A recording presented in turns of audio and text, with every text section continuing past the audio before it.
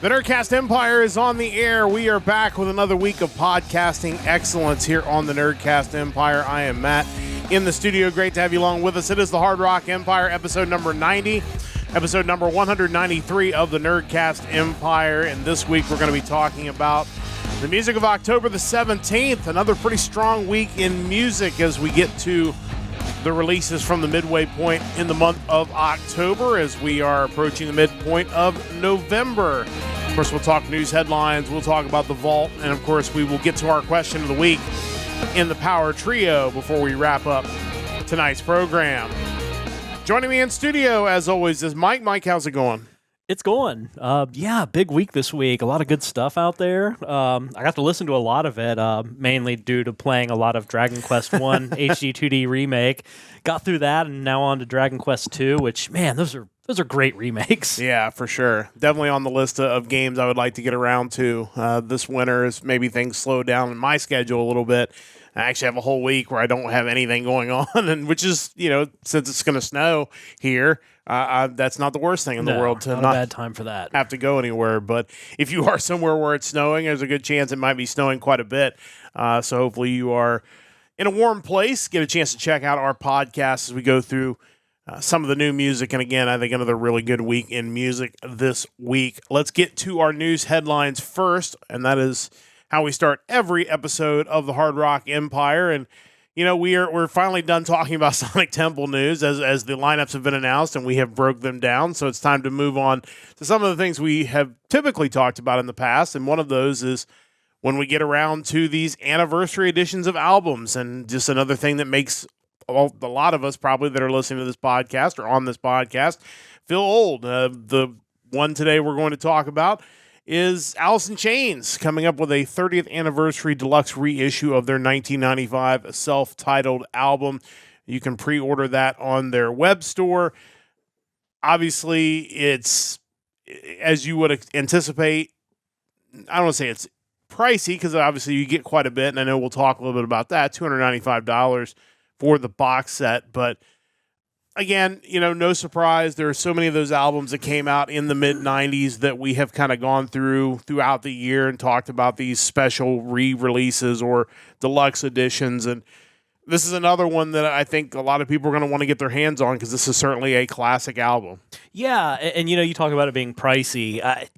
It is, but at the same time, I think anytime you have these big anniversaries, that's a good time to kind of blow out the budget and do something like this. Yeah. And honestly, there are probably a lot of people with the CD back from 1995 that the CD's probably worn out or has slowly degraded, which unfortunately they can do. So it's a good opportunity to get your hands on another copy of this. Yeah, and there's a lot of stuff that comes with that edition as well. And, it's kind of amazing. I mean, some of them are things that obviously, they've come up with a formula of the things that people will want to pick up, but the deluxe package includes vinyl LPs, 7-inch singles, posters, art prints, hardcover art book, 12 tarot cards, a cassette for whatever reason, 2 double-sided 24x24 posters, a slip mat, a 3D ballerina, plus a Zoetrope coin record topper. So I mean,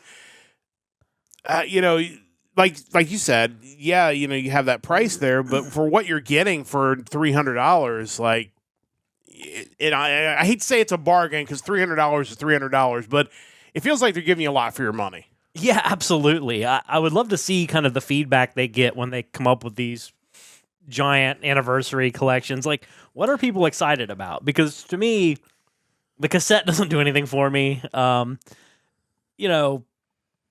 The double vinyl, that's cool. 3 7-inch singles for Grind Again and Heaven Beside You. I think that's really cool. Yeah, as far as adding that into what I would consider to be valuable about it.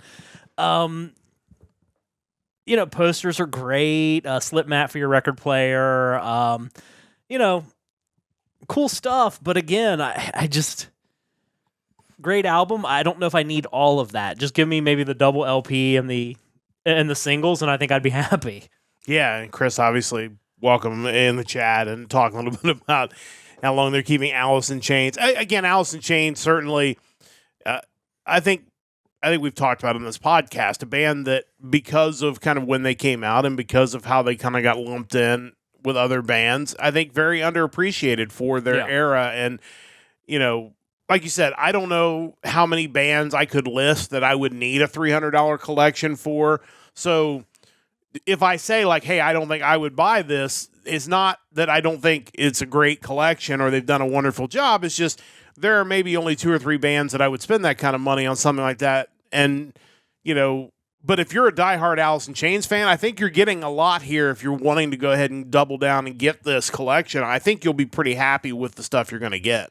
Yeah, I would agree. I think if you're kind of the super fan, then this would definitely be worthwhile. And it's a great album, just in general. It is. And, you know, again, I think if there are people that maybe aren't as familiar with Alice in Chains, this obviously you're not going to buy the $300 collection. Not the entry point. It is not. But, you know, obviously this album is almost certainly streaming in lots of different places. It would definitely be a good entry point as an album to get you into what Alice in Chains does. Obviously not, you know, not their first album, but it is certainly one with some big hits on there that I think people, you know, can kind of get an idea of what they were doing there in the mid-90s. Yeah, I always kind of looked at them as being too good for the grunge label, personally. I mean, if you were going to rank grunge bands, they would definitely be at the top of the list. Also found in the article kind of interesting, I didn't realize that their 1994 EP, Jar of Flies, was the first EP in music history to debut at number 1 on the Billboard 200. Wow. It's kind of a weird, random tidbit there, but that's pretty wild. Yeah, that is really interesting. I did not know that until I read that article. So, again, Alice in Chains, they were amazing. This is definitely worth picking up if you're a super fan. But again, always interesting to see these come out. And there'll be more because obviously, you know, all those bands from the mid-90s that had all those big albums are all coming up on 30th anniversary editions.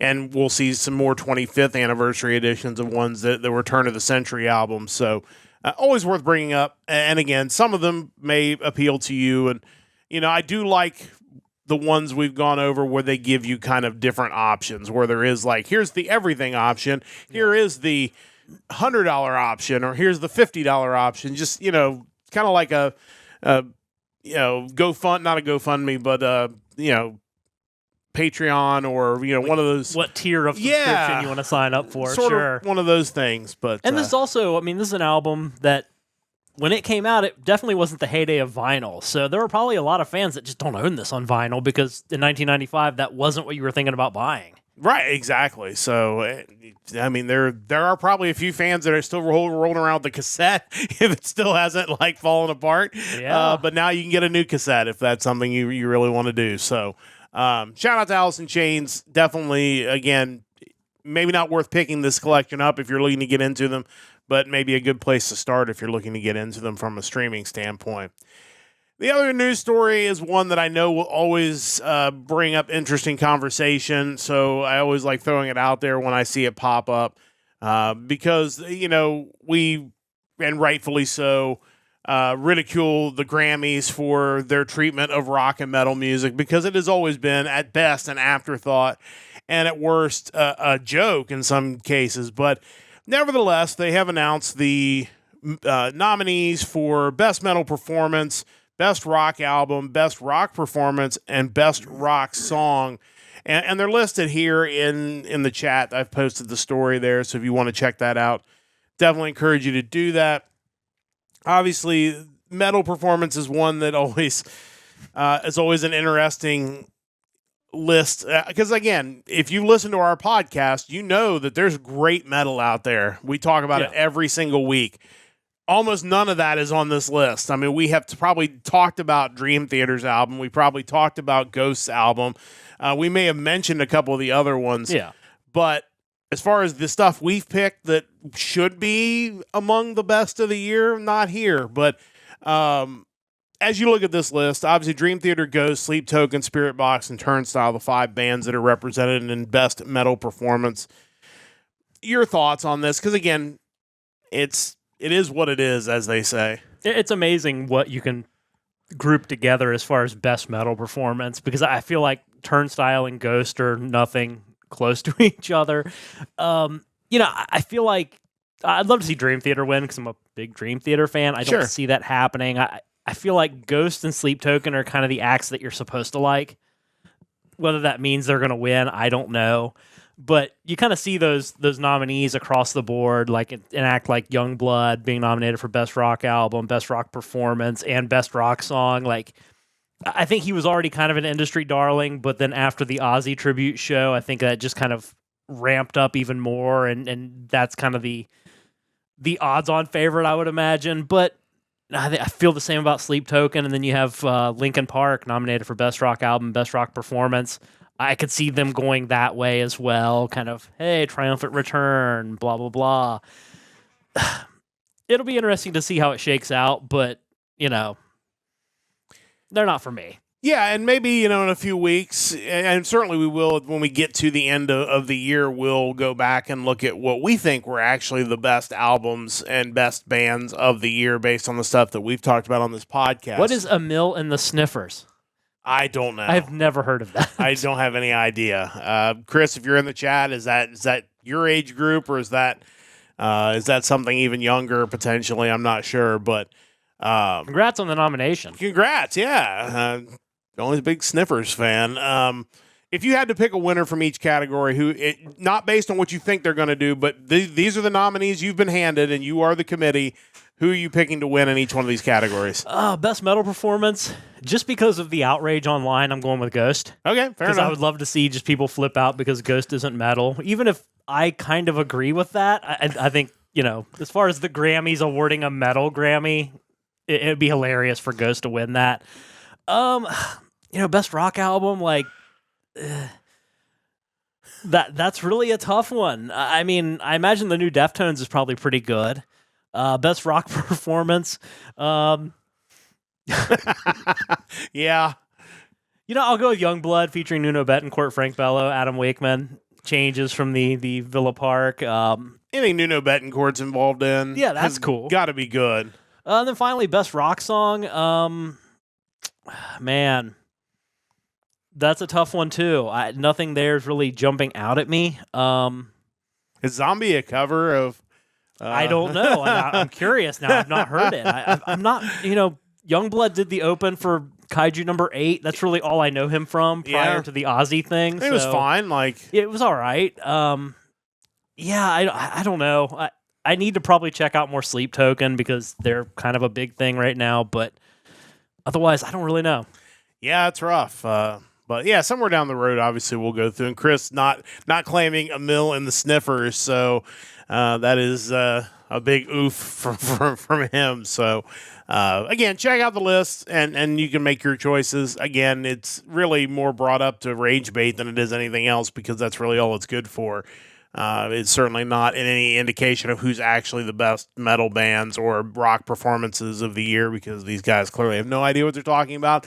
And if you need further rage on that, I'm sure you can find any of Eddie Trunk's socials. I'm sure I looked up his ex to see if he'd commented on it, and I don't think he has yet. So I think that was a pretty recent story. So my guess is, and he has a show on Monday nights, I think. Yeah. So he's probably saving some of his outrage. Well, and he's had Rock Hall of Fame to talk about too, which is another point of contention for him. So, and I think he hosted a festival recently too. So there's a lot of stuff about that. So he's been occupied. He's been busy. Emil and the Sniffers are considered pub rock.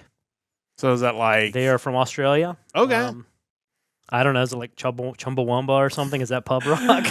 I guess so. Yeah, fair enough. I don't know. That is not my. That is not what I will think of every time I hear their name is Chumbawamba. So, their 30th anniversary is probably not too far away. Yeah, that's very true. The only question is whether that news story will show up on my news feeds or not. But probably, they should just release 70 cover versions of their one song, and that'd be interesting. But yeah, so interesting stuff. Obviously. We don't really care in the end. I mean, congratulations to whoever the nominees. That's as ridiculous as it all is. That is really cool. Especially for some of those. Like I said, I'd love to see Nuno Bettencourt, be involved in something that wins. So that really awesome dude. And but yeah, the rest of it I'm not so sure about. But Anyway, check out our website, nerdcastempire.com. You can listen to previous episodes of the Nerdcast Empire. Of course, you can also do that on Twitch for about a month after the episodes air, and on YouTube, as long as YouTube doesn't take the episodes down, we have them up there. Of course, we stream live to Twitch and YouTube every Sunday night. We'll be back with you again next Sunday night, same time, same channels, Twitch and YouTube, 7 o'clock Eastern Time. It'll be the music of October the 24th, and already looking like a very loaded week next week. I believe we've got several Frontiers acts next week. Mike's already listed a couple in our Discord that certainly, at the very least, have interesting names and or album art. Of course, that means you should also join our Discord, and that is pinned at the top of both the chats on Twitch and on YouTube. Speaking of that, did you see in that article they mentioned that they actually added a Grammy for Best Album Art? No, I did not. Yeah, that was mentioned in that article, which I had no idea either that they didn't have that before or that they do have that now. That's interesting. There should have been one all along, I think, but, and again, we've had some that should absolutely be nominated that I'm sure are not. And I think nothing AI should win, but we'll see if that actually happens or not. That'll actually cause rage if something that's AI art wins. If you want to talk about angry, those people will be very... Yeah, the paragraph here. This year, the Grammys introduced 2 new categories, Best Album Cover and Best Traditional Country Album. Previously entitled Best Country Album has been changed to Best Contemporary Country. So they've actually broken that down into traditional and contemporary. That's interesting. Probably needed. Yeah, for sure. Having spent some time in Nashville, I can attest to a lot of the stuff that I would not want to listen to would be considered contemporary. And I'm sure the traditional country is probably stuff that would be much more up my alley. But interesting stuff. I did not know that either. So the album art one is certainly an interesting one. I'll be curious to see how that shakes out. But so again, we'll be back with you again next Sunday, same time, same place, for another episode of the Hard Rock Empire. It'll be number 91, and it'll be Nerdcast Empire episode number 194, as we close in on 200 episodes of the Nerdcast Empire, and barring any preemptions, we should get there before the end of 2025. So we'll talk more about that as we get a little bit closer to that. But it is time, as always, to get to our new music for the week. Of course, each and every week, Mike will pull all of the new releases he can find from a given date. That given date in this case is October the 17th, and he will take one track off of those new releases and put them on a YouTube playlist, which is currently being pasted into the chat on Twitch and on YouTube. And then we go through there and we take a look at the new releases, and we rank, and we end up pulling a couple of new albums for each of us to talk about on the podcast and bring it to you each and every Sunday night. In addition to the stuff that we pick, there's always some other interesting stuff, some collections, some big name acts that have albums, and we like to spotlight those before we get to our picks for the week. So, Mike, what is kind of the other category that we have for this week? Yeah, the only things that really jumped out at me, we have the 7th album from the Finnish power metal band Battle Beast. Their newest one, Steelbound, came out. The 10th album from the classic band Biohazard, hardcore metal band, first album since 2012, and the first one on the Black to Black imprint owned by Frontiers Records. So that's kind of cool. And finally, the 11th studio album from Swedish power metal band Sabaton, Legends, is out. So something there for somebody, I'm sure. I listened to the track on the playlist from Sabaton. I will tell you, if you are a fan of Sabaton, you're probably going to be happy with that. True to form. It is Sabaton. It is. It does not disappoint. It sounds exactly like Sabaton, and, your mileage may vary on what you think about that. But, I mean, it was perfectly fine. Yeah. Again, as we'll talk about when we get to my picks, there is, when you get into the epic side of metal, there's places on the spectrum, and Sabaton is definitely at the end of the spectrum where it's like can be too over the top for people. But again, if you're a fan of this, if you want to learn about World War II or something. Yeah, absolutely. And there's a place for that. They have some bangers for sure. But again, there is only so much of that in one sitting that you can take. But good stuff from them, though, honestly. But with that all being said, we do have 2 new picks each to talk about on this podcast. We're going to let Mike, as always, kick it off. What do you have for pick number 1 this week? Yeah, kind of amazing looking at my picks, both my new picks and my vault pick. I am staying within the United States this week, which isn't something that always happens. But for my first pick, I am in Raleigh, North Carolina. This is a melodic heavy metal band. It's their second full-length album. They are Infinity Dream, and the album is Silver Lining. I love Raleigh, North Carolina. This is certainly one of my favorite places that we have visited over the past few years, and excited to hopefully get back there again next spring. And I got to listen to about 2/3 of this album and really, really liked what I had heard. So I think this is definitely one everybody needs to pick up this week. Yeah, definitely a solid album. And just another band to add to the list that are making good music out of Raleigh, North Carolina. This band features Chris Bennett on guitars and vocals, Dina Altum on keys and vocals, John Wooten III on bass, and Mark Anthony on drums. The Bandcamp page for the album says the following. On Silver Lining, Infinity Dream ascends to new heights of melodic power and atmosphere. With thunderous riffs, sweeping keyboards, and the haunting interplay of male and female vocals, the band delivers a sound that stands at the crossroads of doom, classic heavy metal, and occult rock. For fans of ghost, witchcraft, and the grand tradition of Tony Martin-era Black Sabbath. And yeah, it is all of that. The balance between the melody / dark gothic riffing and the solos, especially on a track like The Ones That Remain, just so well done. And the mix of the male-female vocals, it's like something you would get on like a Frontiers record duet album. Like that's kind of the level of what we're talking about here. It just sounds so good. It's only 8 tracks, 41 minutes, and it's really hard to pick standout tracks because the whole thing is just so solid. If I did have to pick some standouts, I would go with Blood Moon, Silver Lining, Lost Embrace, The Ones That Remain, and the track that I picked to listen to, Rewinding Time. Almost forgot to mute myself. Let's check out Infinity Dream and their new album, Silver Lining. This is the 6th track off of this album, Rewinding Time. Let's listen to a little bit of that now. Make it right as it should be.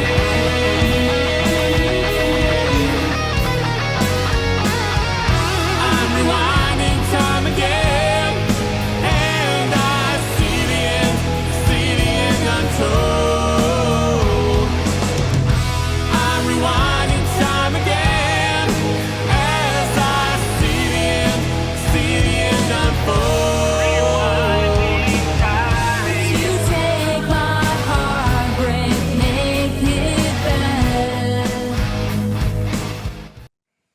Yeah, like I said, I really enjoyed this album. What I've listened to it, I'm excited to get to finish it off later.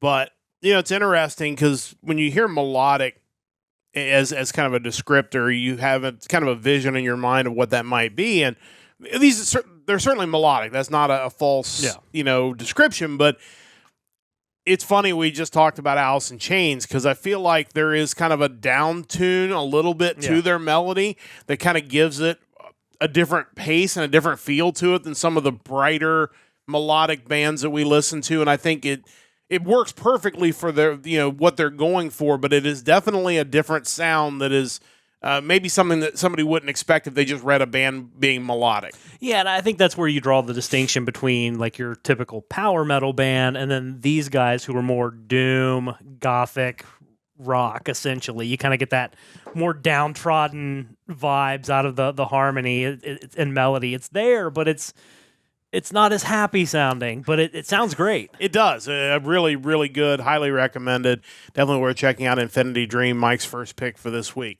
One thing, if you did not get a chance to tune in last week on our podcast, I will tell you that I finally figured out how to know when ads are coming on Twitch because we do have ads because we are monetized. Very grateful for that. And we do have an ad coming up. So before Mike gets to his second pick, we're going to go ahead and run that ad now. Mike and I will chat a little bit, and then we will be back with Mike's second pick in about 90 seconds. So please stick around if you're on Twitch. If you're on YouTube, you're just going to get to hear us chat because we don't have ads on YouTube. So we will do that at this time to let that ad go ahead and run, and then we will get around to chatting a little bit. The ad is in progress. And, yeah, I really enjoyed this album. Like you said, I think, it kind of felt like a throwback to me. It felt like something that would have been, 90s, 2000 era with that doom and kind of sludgy pull down. But at the same time, it wasn't too sludgy or too doomified. It still had that, I don't want to say brightness, but it definitely had that melody in a way that lifted it up a little bit more above that. Yeah, I think sometimes when you start talking about sludge rock, it gets into kind of the stoner rock thing, and they're definitely not doing that, which I prefer. I mean, there are so many like stoner rock bands every week, and if that's what you want to do, that's cool, but it's not really my thing. Yeah, for sure. And it does bring up a point. We briefly talk about it at the beginning of the podcast. But again, I do encourage you to check out Mike's playlist every week because even though the stuff we pick is obviously what we like, no matter what type of rock and metal you like, it's out there on that playlist every single week. So if you're not checking out Mike's list every week, you're really missing out on potentially some good music that might be in some different genres that we don't talk about. It's like 121 things for next week right now. I haven't pulled any yet, so it'll probably decrease, but that's scary. So if you're a fan of a different genre of metal, I definitely encourage you to get on there, listen to those tracks. And again, I think there's a good chance for you to find some new things on there. But for those who are coming back from ads, welcome back. You haven't missed a thing. We're going to get to Mike's second pick at this time. Again, definitely worth checking out Infinity Dream, but it's time to get around to pick number 2. Mike, what do you have for us? All right, for pick number 2, we're going to Los Angeles, California for a heavy metal band with their second full-length studio album. Follow-up to 2023 Gates of Twilight. The band is Wings of Steel, and the album is Winds of Time. Yeah, I haven't had a chance to listen to this whole album, but I really enjoyed the track on the playlist. Definitely looking forward to getting back to this album at some point. Yeah, these guys are just amazing all around. The band is made up of Damien Reynaud on drums, Parker Hollow on guitars and bass, and Leo Unermark on vocals. So the album's 8 tracks and 49 minutes long, and kind of in a bold move, it opens with a 10-minute, 41-second title track. Again, kind of a bold move. I think, you could just ease people in, but no, we're going to just throw out our title track. It's 11 minutes long, have at it. But it's a really solid track, and contrasts really nicely with track 2, which comes in at 2 minutes and 47 seconds, which is a hyper-fast, furious track and one of my favorites on the album.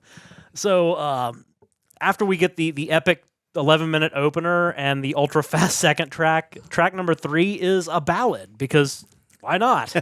Everything about their presentation is great, but Leo's vocals stand up to any of the top metal vocalists of the 80s. The dude just has some ridiculous pipes.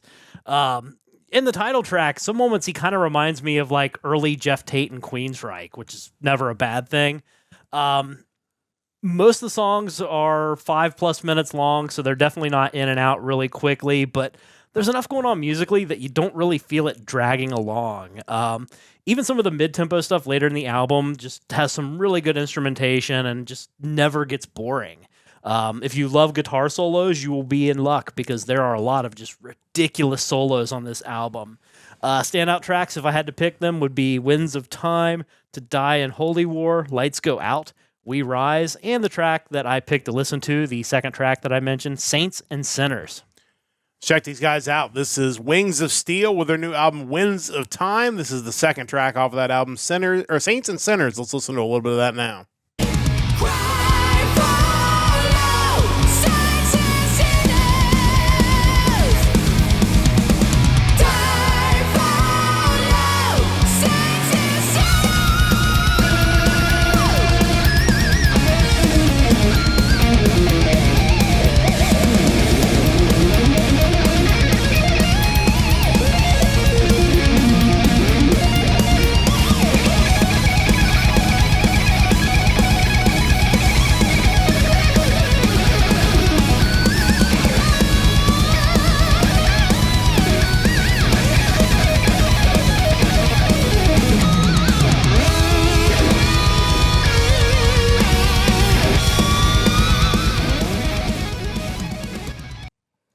Yeah, we could definitely listen to more of that guitar solo as it continues to roll on there. But yeah, the decision to start with an 11-minute track is an interesting one. Yeah. When I saw it on the playlist, my first thought was, oh my goodness, he picked an 11-minute track for this band. Like, what is this, a progressive album? And it really isn't necessarily. Like, there may be some elements of that there, but I don't think it would be fair to classify them strictly as a progressive metal band. Like, there's clearly a lot of different stuff going on. And I think that second track kind of reinforces that with the speed and the guitars and the vocals and everything that's going on there in a very short, small package. But yeah, overall, really good stuff from these guys. Like I said, that 10-minute track, it was really good. I kind of wondered what the rest of the album looked like. Now I know it kind of bounces around between long and short tracks, so I think a little more, easier to want to dive into. But like I said, what I've heard so far is really good. Yeah, it's again, they do everything really, really well. as I'm doing the write up for it, I'm thinking like, man, these vocals are amazing, but it's like, but all of it is. Like I can't just hype on the vocals when the guitar work is the way it is.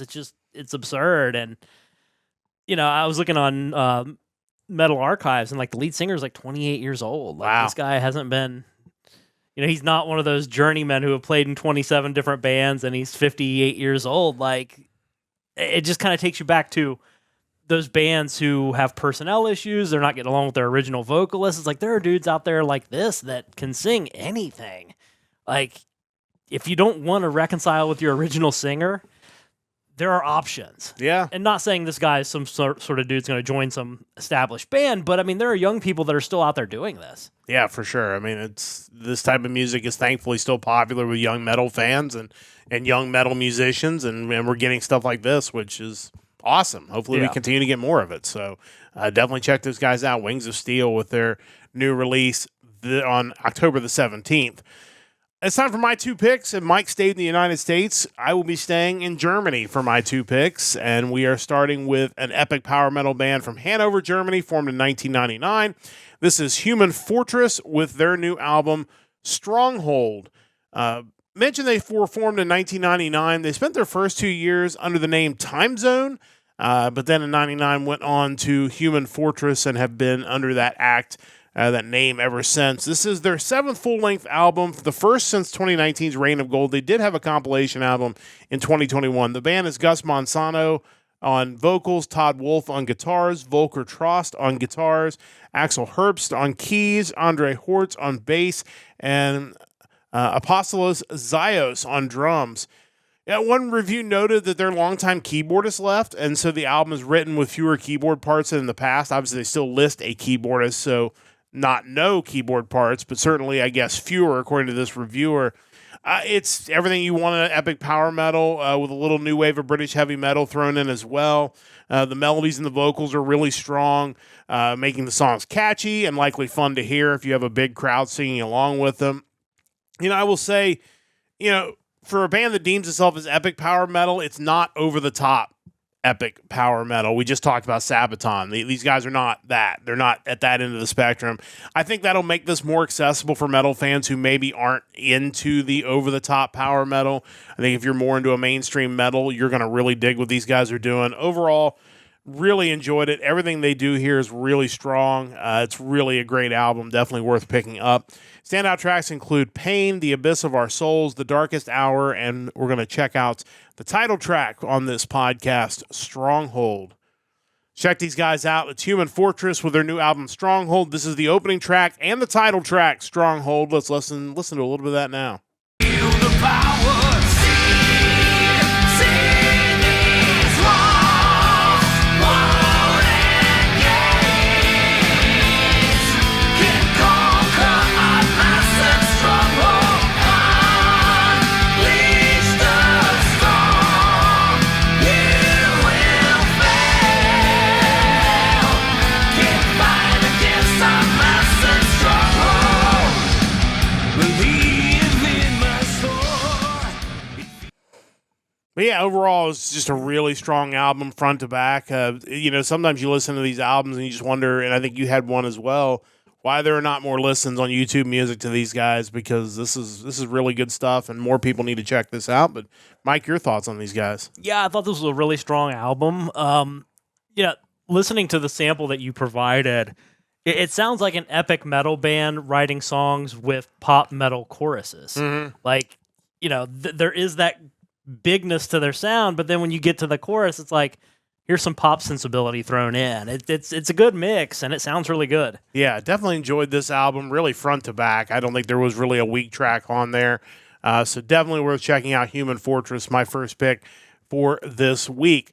As always, I have two picks, and we are again staying in Germany. As I mentioned earlier, Germany for both picks this week for me. This is a heavy/power metal band from Siegen, Germany. This is Æternia with Into the Golden Halls. This group was founded in 2020. This is their first full-length album after 2022's EP, The Quest. The band is made up of Sven Hamacher on bass guitar, Martin Kramer on guitars, Daniel Gelsomino on lead vocals, or Gelsomino, Hendrik Zur on drums, and David Ponwitz on guitars. I had to laugh at first when I looked at the first review for this album because the review website gave this album a 2.5 out of 10, and the users of the same website right below that gave this album a 9.1 out of 10. So I'm not sure if they had somebody reviewing this that isn't a fan of power metal, and they just didn't know what they were in for, because there's no way this album's a 2.5 out of 10. The record label said it was for people who are fans of pre-symphonic Blind Guardian or Halloween. I can definitely see that. This is, I think, if we have the spectrum of power metal that we kind of referenced with the first band, I think this is a little more toward the epic end, but again, not too far over the top, but maybe a little bit more so than the first choice I had this week. Again, powerful vocals, can hit those high notes when it's called upon, but even just the standard, verses are really powerful. Adding in the driving guitars, the pounding drums, it's a great combination. Again, I'm not sure how you give this a 2.5 out of 10 unless you just didn't know you were getting a power metal album. Overall, it's great. I think the other thing that's really notable about this is it is short. It is 8 tracks in 33 minutes. So there's really no fluff here. It's really solid from beginning to end. There's no filler, and it's in and out very quickly, which I think is really good. It's great metal for just over a half an hour. Obviously, this band as a unit certainly still fairly new, with this being their first full-length album, so I'm really excited to see what they continue to do as they go forward. Standout tracks include 5 Road Forth, Trial by Fire and Water, Lightbringer, Fall of the Church, and the song we're going to listen to on the podcast is Dragon's Gaze. Let's check these guys out now. This is Æternia, Into the Golden Halls. This is the second track off of that album, Dragon's Gaze. Let's listen to a little bit of that now.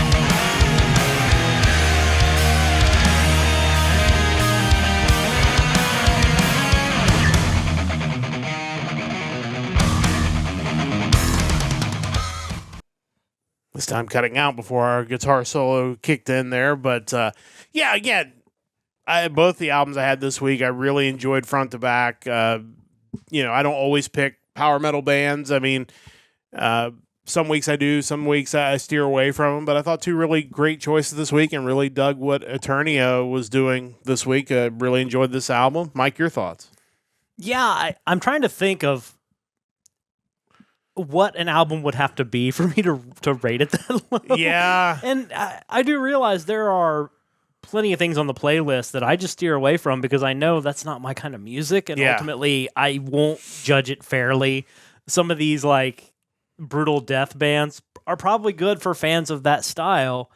I'm just not the guy to say, yeah, I really love this and here's why. I can only assume that's the case because I thought the album was fine. Yeah, and like I said, I don't know how that happened, but the fact that the users immediately underneath are like, hey, this is great. Like, just kind of an interesting situation. That's why music is subjective. We talk about that all the time. So, but yeah, definitely worth checking out Æternia. Really enjoyed this album. Looking forward to seeing as they continue on what they continue to do in their next albums. That is our new music for this week. It is time to move on to the vault, where Mike and I will each give you a classic album to check out. Mike is actually alternating between a couple of different gimmicks in the vault. He has been going around the world and being taken to the most obscure corners of the universe as far as trying to figure out where he is going. But, the next thing we're going to get to, as Mike mentioned, is you're going to start talking a little bit about some of the bands that are going to be coming to Sonic Temple, because obviously we now know what that lineup looks like. So let's jump into the vault and kind of talk about where you're headed this week for the vault. Yeah, it's a good change of pace, so I don't have to try to find metal music from Tanzania, Guinea, or Kuwait quite just yet. So I looked at the Sonic Temple lineup, and they have the stage designations already, and I thought, what better than to start on Thursday, the 5th stage, right beginning of the lineup essentially. And that fifth stage on Thursday includes bands such as Behemoth, Cradle of Filth, Cattle Decapitation, Flesh God Apocalypse, Suffocation, and the band that I ultimately went with. They are a melodic death / folk metal band from Santa Barbara, California. I am talking about their fifth studio album today, but they are Nekrogoblikon. Yeah, he put a video in the Discord. It was definitely an interesting experience watching that video, but yeah, they have very interesting sound for sure. Yeah, absolutely. And for my vault pick, I'm going with their 2022 album, The Fundamental Slimes and Humors. I was vaguely aware of these guys. Never really gave them much of a listen, and I regret not having listened to them sooner now. Sometimes it comes down to first impressions when you're demoing bands like this, and going through this album, if I'd pulled like the third track, I think it is off the album, Yin, to listen to first, I probably would have listened to 5 or 10 seconds and been like, it's probably not for me, and moved on. But honestly, like the two tracks before it were both really awesome, and even this song later on, I grew to enjoy it. Like the intro just wasn't it for me. And honestly, there have been times where that's all I've listened to and I've said, okay, yeah, I'm done. They've been around since 2006, and looks like as of 2023, the only member left that you could describe as being an original is the lead guitarist and backing vocalist, Alex Alareza. Looks like the lead vocals are now split between Dickie Allen on harsh vocals and Grady James Welsh on clean vocals. For their 2022 album, Nikki Colon, the original lead vocalist, keyboardist, sequencer, and programmer in the band. He was still in the band at that point. But checking out their most recent work, it would seem that overall their mission statement hasn't changed. They're still producing some interesting stuff. It's heavy, it's synthy, it's melodic, it's death, it's bizarre as all get out. The one guy in the band basically joined originally, and he was just like their hype man mascot. Like he was dressing up as the Goblin character, and now he's one of the vocalists, I believe. It's just completely out of left field, but it's really, really fun to listen to. I can only imagine they put on just ridiculous, entertaining live performances. And looking at their Wikipedia, when I was looking at the member list, I can't imagine how many times I've been able to look at a band list and say, so the original glockenspiel and marimba player left in 2016, but with these guys, that is actually applicable. So, if you just want fun, hitting every corner of the metal spectrum music, like give these guys a listen and have an open mind, because it is bizarre stuff, but it's a blast. Standout tracks on that album include Right Now, Golden Future, Supernovas, Exploding in Space, Bones, A Lesson in Hate, This Is It, and Fancy Wind. I kind of want to see these guys live now. That was a really amazing album. Yeah, the song you shared in the chat was... Try to find which one that was really quick. It was one of their newest videos they came out with. So that was actually off of like a single, I think. There were like 2 tracks, but again, just wild. It is wild. Like Mike said, I think open mind is a good way to look at it. And maybe not all of it will be for you, but I mean, they're talented. I give them a lot of credit. How much of that I would want to sit down and listen to. I think it would be hit and miss, but like that song was really catchy. So, it's definitely one I'd have to check out a little bit more of to really get a feel for what they're doing. But Nekrogoblikon, definitely worth checking those guys out. That's Mike's vault pick for this week. We're going to get to my vault pick in just a moment. We're getting ready to have another ad break if you're here on Twitch. So if you are on Twitch and you are not subscribed, of course, ads can go away. If you do subscribe, you can use your Prime subscription for free every month. That'll take all the ads away from Twitch. If you're on YouTube, you don't care about any of this because there are no ads on YouTube. You're going to continue to listen to us talk, but we'll go ahead and run another ad break, and then we'll come back with my vault pick for this week. But again, talking about your vault pick, again, a lot of these bands that we talk about each and every week, you're looking at album art, you're looking at music videos when you're trying to more so than the sound, what's that thing that's going to grab your attention? Obviously the album art, which you can see on the screen, is interesting. And the music video was just immediately eye-catching and totally ridiculous, and it just pulls you into what they're doing. And I can't remember which one it was as far as, because there were two videos that were kind of like released around the same time. Yeah, I think it was the other one. Actually had the guy sitting at like a desk at an office. That job. was it. Is Yeah. that the one? Yes. It's just like, that is so weird. It's like, what made you think of that? Like, but again, it's just it makes it somehow relatable that we have this goblin at an office job. Like, I'm not sure what happened in his life that he ended up there, but again, just really creative stuff that just adds that extra layer of intrigue to what is already a pretty intriguing band. Yeah, and it's always good to see bands doing something interesting where it's not, as much as I do like the bands that, hey, we're a traditional metal band, like you can do that, but you can also do what these guys are doing. Like you could still have that sound and still do, how do we tweak it? What do we add to it to kind of carry it forward? And these guys are doing all sorts of stuff. And again, in a time where music's hard to come by and hard to find, like you got to find a way to stand out. And these guys have certainly found a way to stand out in a crowded music space. But for those coming back from ads, welcome back. We are getting through the vault. It is time to talk about my vault pick.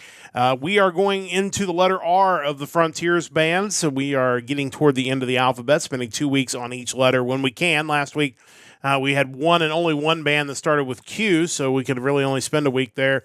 We're on to R, and obviously this was a band I wanted to check out because I really dug an album of theirs that I'll talk about in a moment that I actually recommended in one of the very first episodes of the Hard Rock Empire.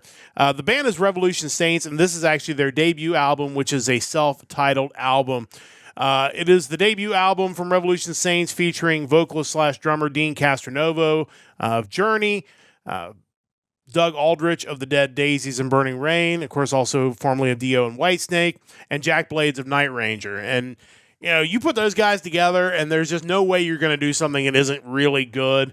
And then let's just throw on top of that, in case that's not enough to sell you on this album was produced by Italian multi-instrumentalist Alessandro Del Vecchio. Of course. Because, of course, as you would expect, this really sounds like a Journey album. They even brought in Arnel Pineda to sing on You're Not Alone and brought in the guitarist Neil Schon for Way to the Sun. So just kind of tying in those Journey ties as well.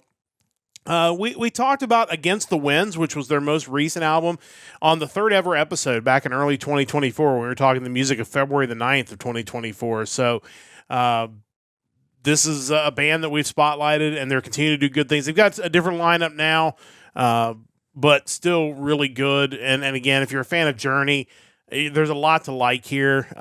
This album ranked number 198 on the U.S. charts, 66 in Germany, 54 in Sweden, and 33 in Switzerland. I hope they continue on. I know Castronovo kind of ran into some legal issues there for a bit, I think. Don't know if he's through all that, but hopefully they keep putting out albums. I really like their sound. It's like a modern Journey, which I've always been a big fan of Journey. So continuing to do new things in that front is definitely something I would be interested in. Standout tracks include Back on My Trail, Turn Back Time, Way to the Sun, and Here Forever.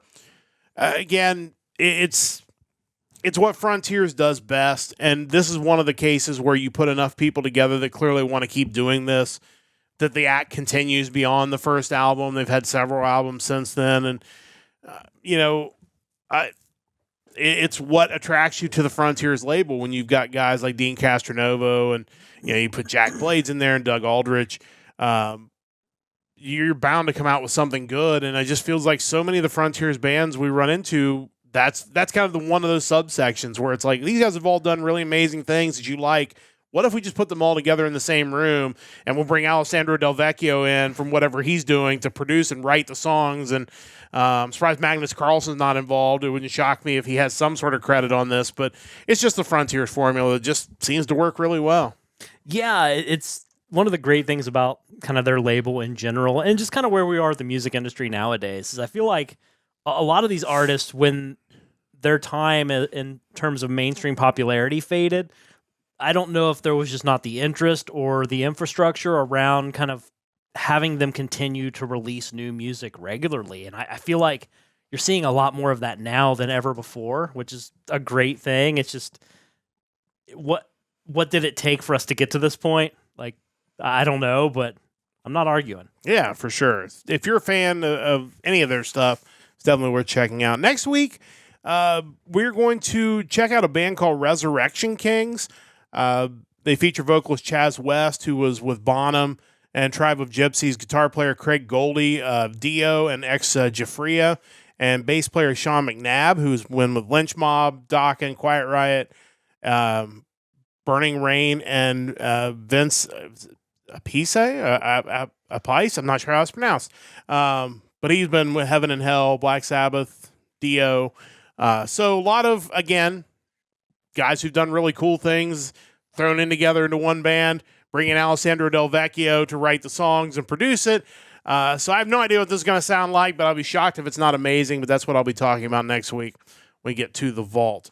It is time to get to the Power Trio. It's our hard rock hat trick where we will talk about the question of the week. And Mike was the one that came up with this week's question of the week. And a question bore out of frustration that has been asked many, many times and has yet to be answered because for whatever reason, the powers that be don't seem to want to make a change here, but we're going to help them out. They don't. This is we are a solutions-based podcast, if nothing else. If you've ever been to a Columbus Blue Jackets game, you know that their goal song is not good, and so we're going to try to help them out.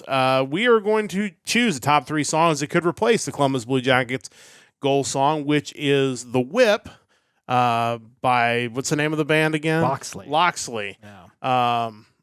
Now, we should note, if you're not a fan of the NHL's Columbus Blue Jackets, it starts off with a little bit of, for those about to rock, we salute you, cannon fire, and then it cuts into just a bunch of woes from this terrible song. Yeah. Obviously, the cannon is loved and hated, I guess, depending on how you feel about the Jackets. It is definitely unique to Columbus. It ties into the Civil War theme of the team, which, just kind of want to bring this background for people that maybe don't know, because that could impact some of our choices. But it's just a shame because it's you don't want to root against your team to score goals, but it's like, man, I don't want to hear this song anymore. You kind of get this mixed feeling when you go to games. Yeah, and first off, the for those about to rock part is fine. Like, when he says fire, that's when the cannon goes off. We salute you. That's great. But then it just like turns into a car dealership commercial. I don't know what we're doing here. And it's a shame because Columbus in general has used really good music over the years. When you think of like before they skate out on the ice, they play Struggle Within from Metallica. Yeah. Leading into like Machine Head. Like, that's awesome. Why can't we do stuff like that for everything we do? And I feel like for those who maybe don't know, and maybe for younger fans you wouldn't know, I think some of all this kind of came about because the guy who did the song Rock and Roll Part 2 got into a lot of trouble.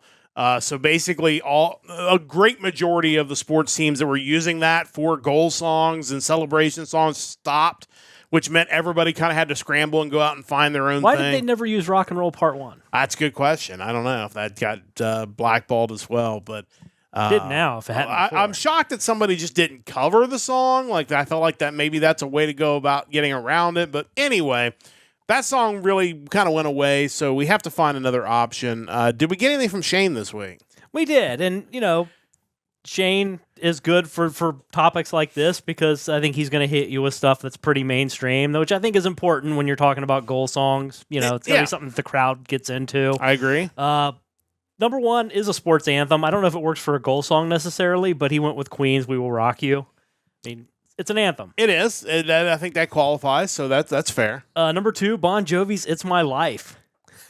I feel like somebody's using that. I'd be shocked if like the Devils or someone isn't using that, but that would make sense with the Jersey connection. Yeah, but I don't know that they're using it, but I feel like that does make a lot of sense. One that I think would be really, really intense and cool, Rob Zombie's "Super Beast." Yeah, that's a definite interesting choice. Then his wife chimed in with Guns N' Roses' "Welcome to the Jungle." Yeah. Another sports anthem. Sure. So those all would certainly work. Yeah, I think those are definitely solid choices. Chris has given us choices in the chat, so what does Chris have for us? Let's see. He wanted to go with a canon theme. That's wise. That's fair. "Fire" by the Ohio Players. Okay. "Cannonball" by the Breeders. That one I saw mentioned quite a bit with people suggesting, because I feel like, are they an Ohio band, I think, maybe? I'm not sure. But that I don't know. And great pick for his third pick. "Blow My Fuse" by Kix. I mean, Great song. That would work perfectly. Ties in, yeah, for sure, with the cannon fire. So I think that would be a really good choice there. You got your picks as well. What did you pick? Yeah, I wanted songs that for my number one pick, I wanted something to be kind of fun, like party atmosphere. So I went with Extreme's "Play With Me." Okay, that's interesting. It's out of the box, but still great song, super fast, enjoyable. Number two, they will never use, and they should never use, but I thought it'd be hilarious if after Columbus scores a goal, they play Lamb of God's Redneck. That would be great. I don't know if there's a radio edit of that song out there somewhere. I hope not. That would just ruin it for me. There probably is, but yeah, that would be something. Number three, Metallica's "Hit the Lights." Yeah. That's another one that I feel like I've seen mentioned. I don't know if it's being used somewhere, but that would make a lot of sense. I just think that, hit the lights, light goes off, yeah. Makes sense. No, I like that. Chris has a couple honorable mentions he's added in the chat. Boom by POD Yeah, sure. and Click, Boom. Again, songs that likely are being used. Obviously, the one choice I didn't put down, but is an option, is you just continue to play For Those About to Rock. Totally we salute acceptable. you. Would absolutely work. Along those same lines, though, my first pick was Thunderstruck by AC/DC because I feel like that would be just tie right in after Those About to Rock, and Thunderstruck's you got a lot of different ways you can go. You can go with a guitar solo at the front. You can do with the chorus. I think that works. Number two is one you've already mentioned, Machine Head by Bush. They already used that song. I think that would work. Tie that in. Number three, I went way outside the box because it's okay, these people really want some sort of woes to chant. So we went with a song I heard on the radio yesterday coming home. It's The Voice by John Farnham. That's a great song, and you've got your woes in the chorus that people can do the woes along with. Honorable mention to the greatest goal song of all time, the former Hartford Whalers Brass Bonanza, which you've ever played an NHL game from the 90s before they got rid of the Whalers. That's classic. You can steal the Brass Bonanza. Sure. I know Carolina uses it occasionally, but that's the all-time greatest NHL goal song.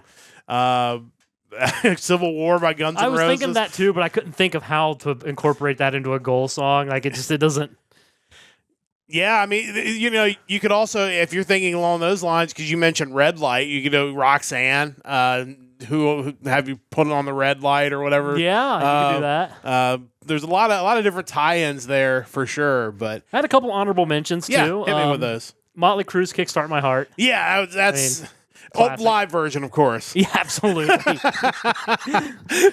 So the fans can sing along, of course. Attempt to, at the very least. Number two, The Offspring, "All I Want." Okay. Yeah, you got yeah. Just cool song. Yeah, Offspring's got a few that would probably qualify, just because their sound is so. And that's the one thing about metal and even alternative music is there's a lot of it that would fit for the grungy. Because to me, some of the soundtracks of some of the hockey games playing growing up were how I got into a lot of those bands. Yeah. Because I'd even thought about, you could probably start thinking about some old WWE Raw theme songs, Raw's War is a Thorn in Your Eye. There's a bunch of ones you could go that direction with as well. So. Final honorable mention, Poison, "Nothing But a Good Time." Yeah, that works. Again, great choices. Every one of them we've mentioned, which is more than a dozen options. Definitely better than the one they currently use, but we don't get a vote. But we would like your vote. Go to our Discord. Let us know what goal songs you would love to see, whether it's the Blue Jackets or whoever your favorite team is. Chances are you need a better goal song. Chances are you need a better goal song. So definitely throw that in there. Let us know what you think on this week's Power Trio. But it is time to bring this episode of the Hard Rock Empire to a close. Thank you so much for joining us once again. We'll be back with you again next Sunday night, 7 o'clock Eastern Time, for another episode of the Hard Rock Empire. It'll be the music of October the 24th coming up next week. A big thanks to Chris for joining us in the chat. A big thanks to Shane and his wife for providing answers this week. Big thanks to Mike for all his hard work on this podcast. Big thanks to Stowe Lake Media for their continued support of our podcast. And a big thanks to you whenever and wherever you are listening to our podcast. We'll talk to you again next Sunday night for another episode of the Hard Rock Empire. Until then, don't forget to join the Empire, the Nerdcast Empire.